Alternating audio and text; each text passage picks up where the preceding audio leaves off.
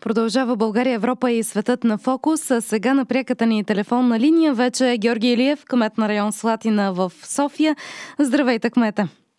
Здравейте! Може би един от най-често чуваните въпроси от вас е свързан с изграждането на метрото. Какво се случва, как върви работата по изграждането на метрото в район Слатина? С една фраза всичко върви по план. Чудесно! Слава Богу!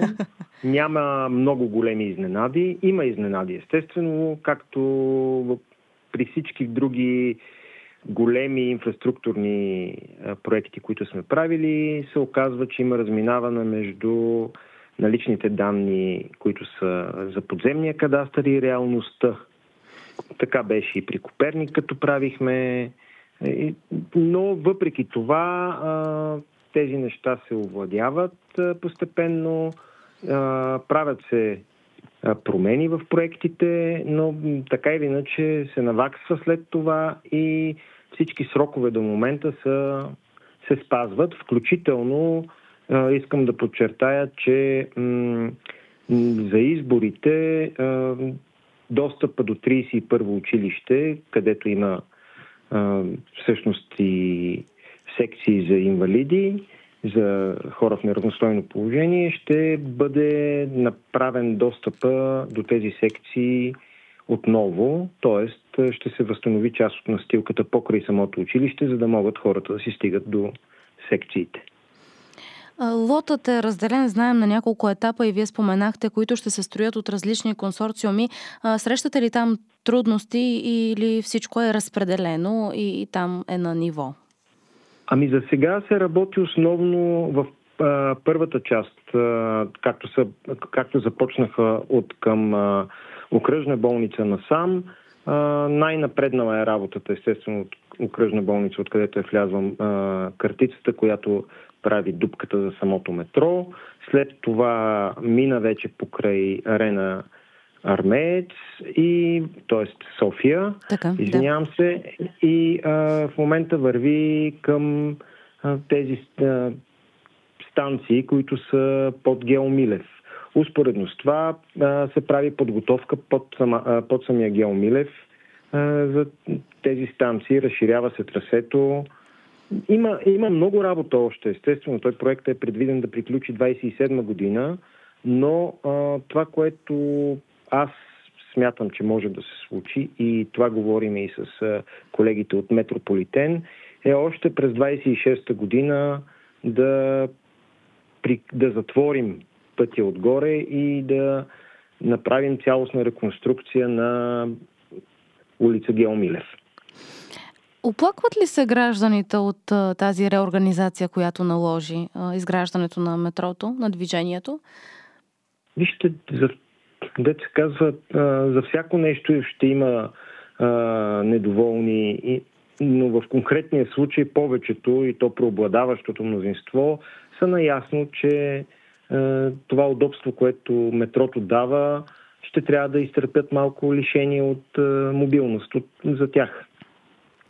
Тоест, струва си. Сигурни са хората. Дори тези, които бяха яростни противници в началото, сега вече, колкото и да е странно, точно когато дойде момента, в който затруднява движението, всъщност имаше хора, които казаха, не може ли да остане затворен Гео Милев? Птички пак се появиха, пеят, много е приятно и така, пешеходно минаваме. Да. Разговаряме с районният кмет Георги Илиев, кмет на район Слатина в София, за изграждането на метрото там.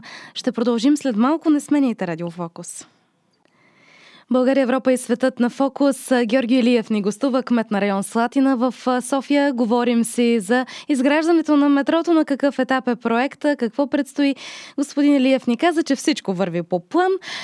Господин Илиев, обаче аз искам да ви попитам нещо много важно. Как се осъществява комуникацията между вас, вие в лицето на районен кмет и новата община, начело с господин Васил Терзиев?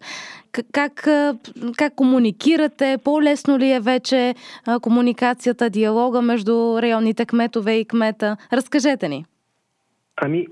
Естествено, ние в крайна сметка бяхме избрани с една и съща бюлетина, т.е. нормално е комуникацията да е по-лесна. Още повече, че дори подготовката за изборите миналата година я провеждахме заедно. Той лично ме е питал за много неща. Аз съм му давал, той естествено с всички районни кметове, които имахме опит, разговаря, за да види какво е. И в крайна сметка това продължава. Имаме така редовни сбирки на всички районни кметове заедно с него, събирания, на които обсъждаме въпроси.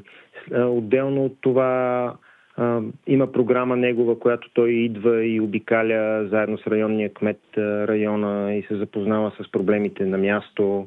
Изобщо малко по-лесно е да се стигне до него и да се разбере неговото мнение, както и да се има и обратна връзка, т.е. той дава предложения, не настоява и изобщо много, много по-добре, нека така да го кажа, поне от моя гледна точка. Сега не знам за колегите, които са от предишно управляващата сила, как изглеждат нещата, но и тя ги виждам, че също са така присъстват, участват дейно, т.е. няма разлика между това, кой от коя политическа сила всъщност е излъчен, има равен достъп до кмета. С какви предизвикателства се сблъсквате днес вие като районен кмет? Какви трудности имате? За съжаление в момента се занимаваме отново с избори, което се надявах искрено да не ми се налага скоро, след предишния мандат, в който поставихме рекорд за брой избори. Сега ще трябва този рекорд продължава да расте в рамките на само няколко години. А пък истината е, че специално в София районната администрация е тази, която изнася цялата тежест на изборите. Ние правим подготовката, ние подготвяме самите урни, подготвяме самите стаи, осигуряваме транспорта на хората, на секционните избирателни комисии. Всичко, което е свързано с това, се прави от районната администрация. Извън това, район Слатина пък има допълнително натоварване, защото залите, в които се броят всъщност бюлетините, се намират в вашия район. Да. Господин Илиев, и за финал, какви основни ангажименти сте поел към днешна дата, към гражданите? Надявате се да бъдат изпълнени в най-скоро време?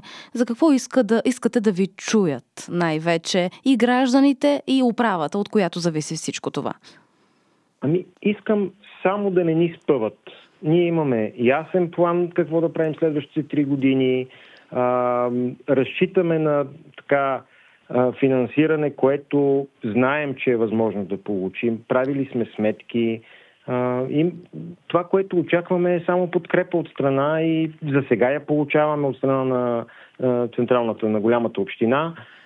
Имам в момента няколко проекта, които са с чуждо финансиране външно. Там също получаваме подкрепа от централната община. Те създадоха звено, което да подкрепя всъщност районните кметове в такива проекти. Нещо, което аз говоря последните 4 години и половина, откакто станах кмет, че е необходимо да се направи. Сега вече е реалност. Това може би един мой малък принос, към развитието на Столична община. Благодаря ви за отделеното време. Пожелаваме ви успехи за напред. Разговаряхме с Георги Илиев, кмет на район Слатина в София.